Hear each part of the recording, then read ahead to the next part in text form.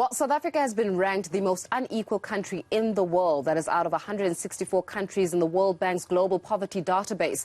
A report released by the bank this week shows only 10% of South Africa's population hold 70% of the wealth. So for discussion on this matter, I'm joined now by Professor Patrick Bond, political economist. Patrick, thank you so much for your time this morning. Let's talk a little bit about your response to this finding. I mean, to be dubbed the most unequal country in the world is something that is not to be taken quite lightly. But one wonders exactly how is this all calculated?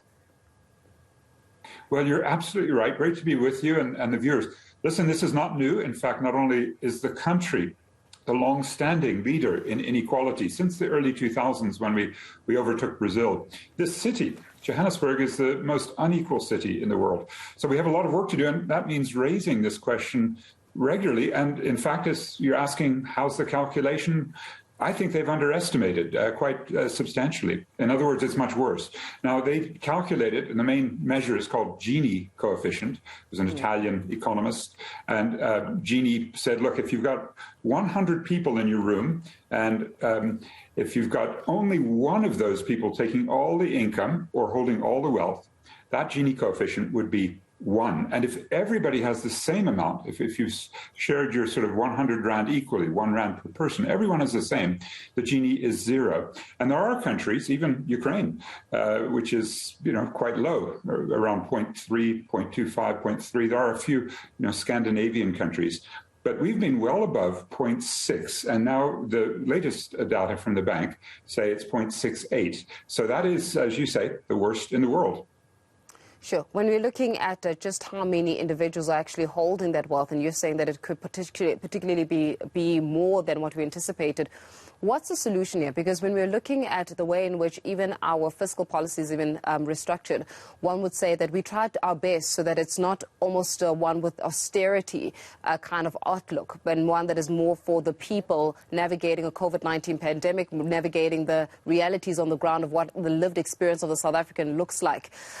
Could we have averted it in any way possible, or do we find ourselves in a situation where no matter what we did, we're going to be the most unequal society in the world simply because of the political contention and the pre-democracy contention we have to deal with?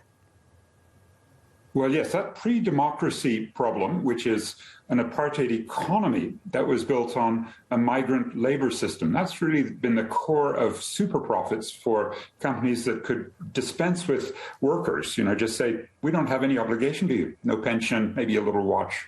If you're sick, you go back to your Bantustan.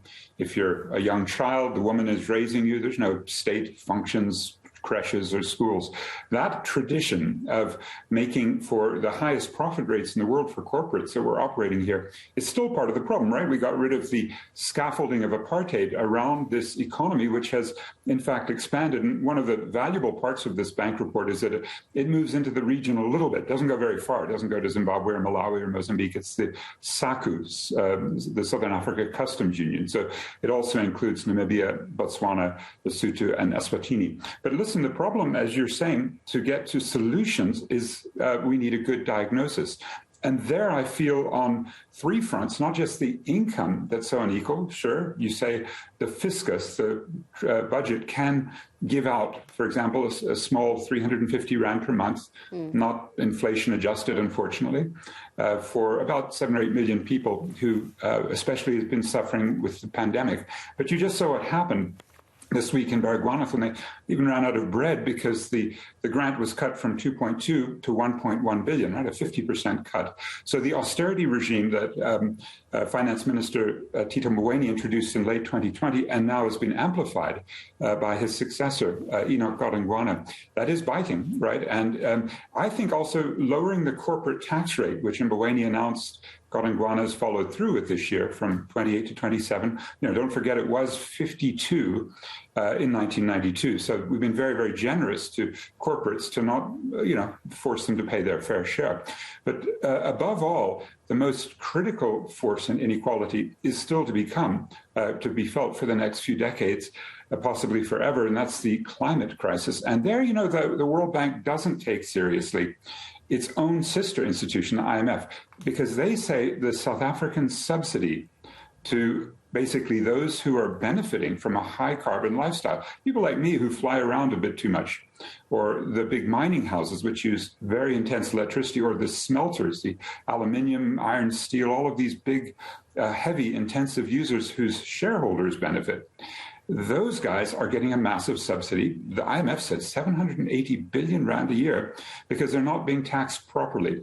And because the World Bank had been a major investor in one of those, right, the Medupi power plant, that isn't factored in. So I think these are, well, there are plenty of others like corruption. That's not factored into the bank's report properly. They were, as a Medupi lender, very involved in the Hitachi ANC Chancellor House corruption, which was prosecuted in the US, but you don't find them mentioning it. It's in many of these respects, I think the bank's been, quite conservative. It's not actually telling the full story, which is a more ghastly one as we look into the future decades. Yeah. Prof, then that would almost assume that the likes of the World Bank have got a little bit of some kind of political bias in the way in which they have come up with these numbers, especially when you're saying that we're not painting the full picture as well as contextualizing some of the realities we're dealing with. It's absolutely true that there's a bias. There's been no question that it's a Western institution that gives out loans that help big corporates connect. I mean, the most notorious perhaps being in Marikana. The World Bank had $150 million exposure in Lonmin just before the massacre. And in spite of those terrible conditions in the shack settlements in Kaneng, Vonderkop, the World Bank actually said this is one of our best corporate social investments. They kind of put it out there as a poster child. And so those sorts of, let me say, structural relations, in that case involving our president, Cyril Ramaphosa, who was the second main investor at 9%, and the World Bank really promoted Lonmin without any critique of the sort of deep, let me say, depletion of wealth, not even just the terrible living conditions that led to that massacre, the protests, the strike, the demand for a living wage. And I think those biases include an overestimate of our social policy. So I've worked on this for about 7 or 8 years to study why is it that the bank thinks South Africa is so generous. They say it puts South Africa as one of the most redistributive. And it's really because of our social grants that go out and health and education spending. And yet, if you look at the details, these are quite tokenistic. And if you're in the education system in most of our schools, you're not on a route out of poverty and inequality. You're basically stuck, you're trapped. And these are some of the things where we'd say, factor in the corporate subsidies, the corruption, the climate chaos that benefits the wealthy or me, upper middle class.